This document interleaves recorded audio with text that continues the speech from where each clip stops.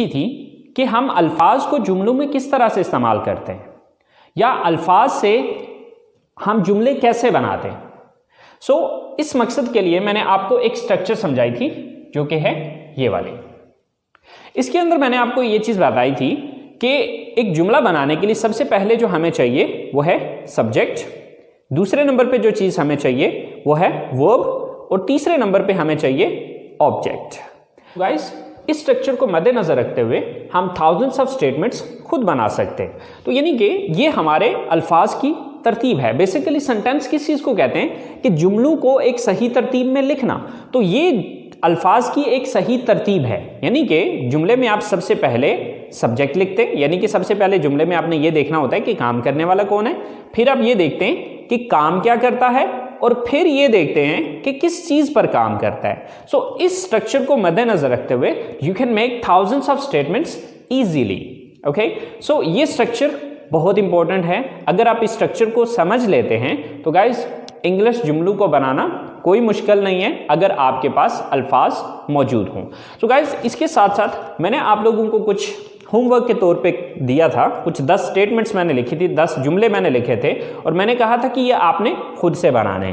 तो आज हम उन जुमलों को इंग्लिश में खुद भी बनाते हैं और आप देखिएगा कि आया कि जो जुमले आपने बनाए थे वो इसी तरह से बनाए थे या आपने कुछ डिफरेंट स्टेटमेंट्स बनाई हैं। तो गाइज, अगर आप लोगों को कोई मसला हो रहा है, कोई प्रॉब्लम हो रही है, कोई चीज़ लेक्चर के दौरान समझ नहीं आ रही, तो आप लोग जो है वो मेरी वीडियोस के नीचे कमेंट्स कर सकते हैं। इंशाल्लाह मैं कोशिश करूंगा कि आप लोगों के सारे कन्फ्यूजन्स क्लियर करूं। गाइज, चलें स्टार्ट करते हैं हम इन स्टेटमेंट्स को इंग्लिश में बनाना। सबसे पहले मैं इनको रिमूव कर लेता हूं।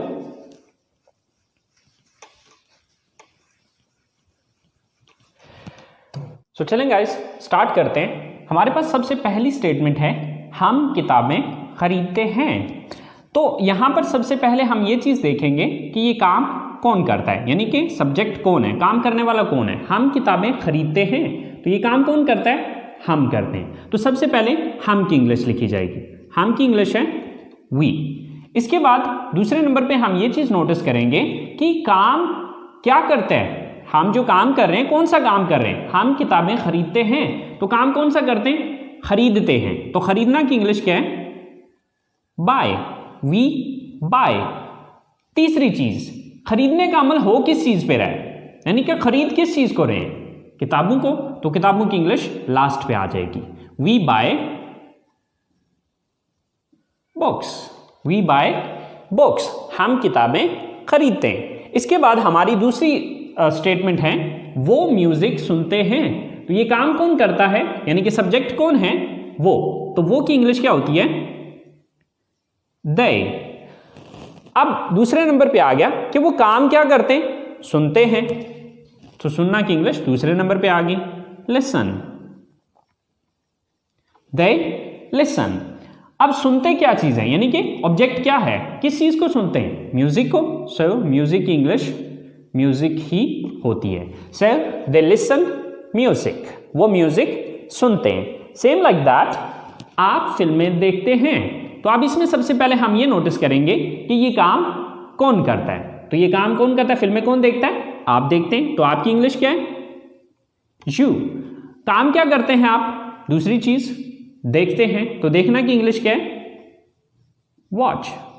You watch. अब देखते क्या चीज है, देखने का अमल किस चीज पे हो रहा है, यानी कि तीसरी चीज, फिल्में।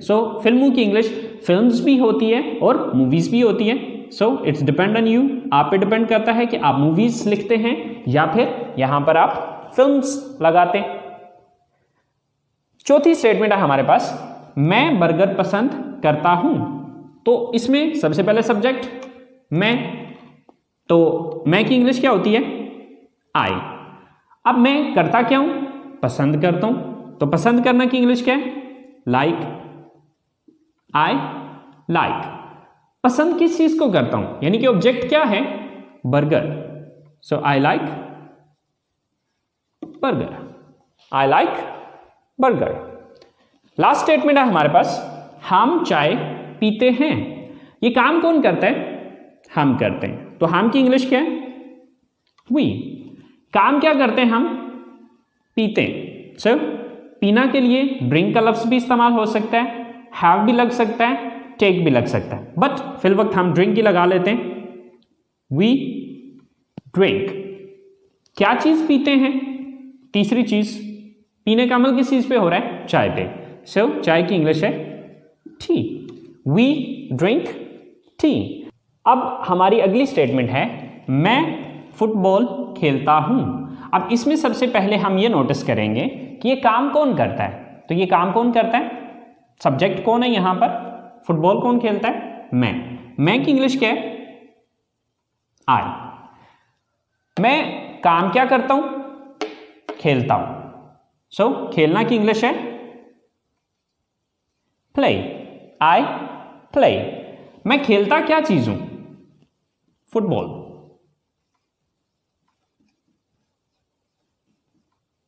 I play football. आप कंप्यूटर इस्तेमाल करते हैं।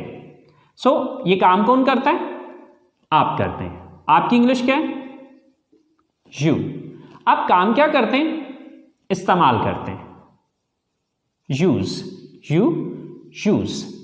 इस्तेमाल क्या चीज करते हैं? यानी कि तीसरी चीज, कंप्यूटर को। You use the computer. आप उर्दू बोलते हैं। ये काम कौन करता है? आप। यू। काम क्या करते हैं? बोलते हैं। स्पीक। You speak. बोलते क्या चीजें? Urdu. So Urdu. You speak Urdu. आप उर्दू बोलते हैं। अली और साकिब कॉलेज जाते हैं। ये काम कौन करता है? अली और साकिब।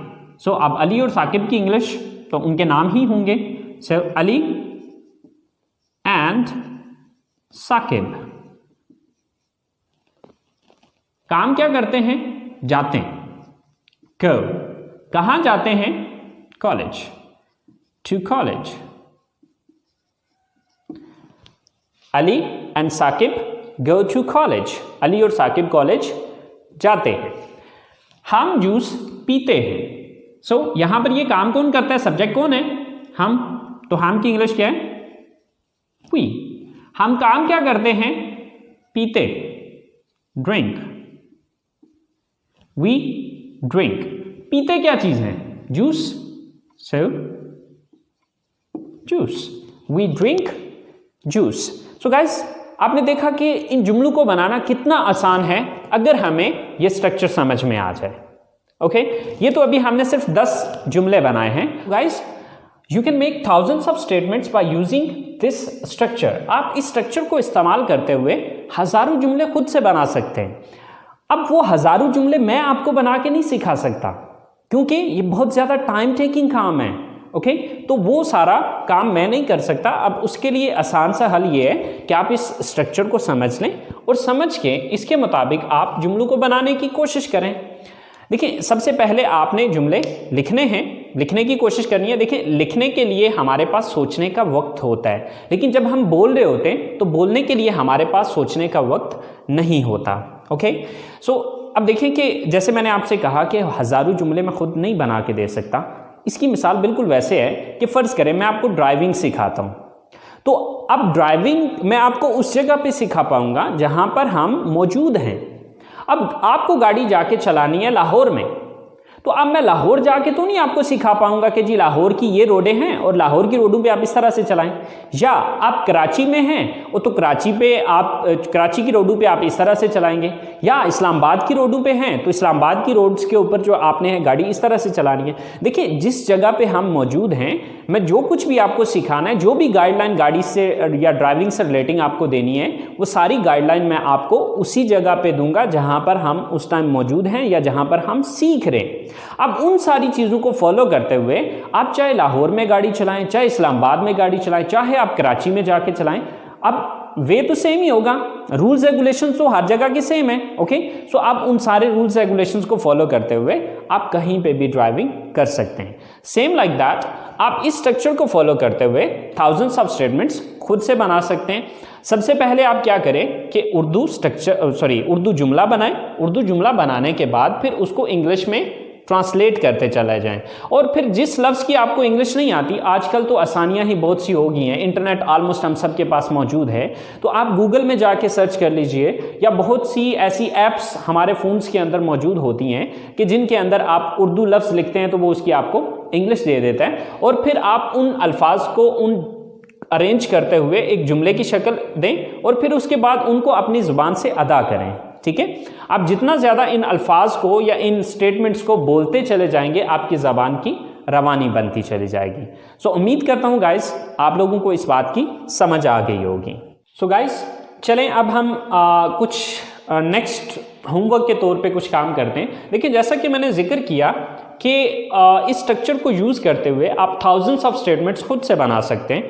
तो चलें देखते हैं कि आज के लिए आपको कुछ होमवर्क के तौर पे मैं कुछ देता हूँ कि आपने सुबह जागने से लेकर रात सोने तक की जो आपकी डेली रूटीन है, आपने उसके बारे में सेंटेंसेस बनाने हैं। सो गाइस मैं कुछ जो मेरी रूटीन है उसके मुताबिक मैं कुछ सेंटेंसेस बना देता हूँ। ठीक है, उर्दू उनकी मैं बना देता हूँ, आपने उनकी खुद से इंग्लिश बनानी है। और उससे हट के जो आपकी डेली रूटीन है, क्योंकि हर बंदे की डेली रूटीन सेम तो नहीं होती, हर किसी के जो कामकाज हैं वो अलग अलग होते हैं, हर किसी के डेली की जो रूटीन है वो अलग है। ओके, तो फिर आप अपने हिसाब से भी अपनी रूटीन को देखिएगा, लेकिन कम से कम उन सेंटेंसेस को ज़रूर बनाइएगा जो कि मैं यहाँ पर लिखने जा रहा हूँ।